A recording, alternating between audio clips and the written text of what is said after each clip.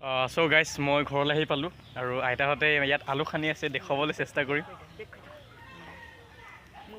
এইগৰাকী মাজুলীৰ পৰা আহিছে আমাৰ বৌ।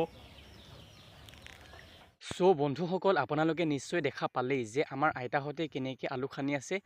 আৰু মই আগৰটো ভিডিঅ'ত কৈছিলোঁ যে আলু কিনি খোৱাতকৈ নিজে কষ্ট কৰি বা নিজে ৰুই খোৱাৰ সোৱাদটো খুবেই বেলেগ।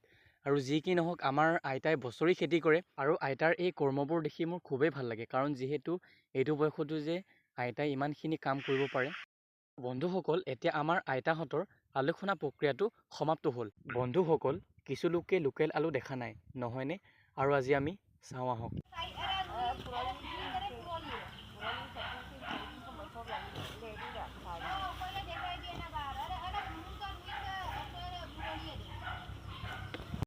চ' দেখা পালেই যদি ভিডিঅ'টো চাই ভাল পালে প্লিজ লাইক এটা কৰি দিয়ক আৰু কমেণ্ট এটা কৰি দিব। Thank U.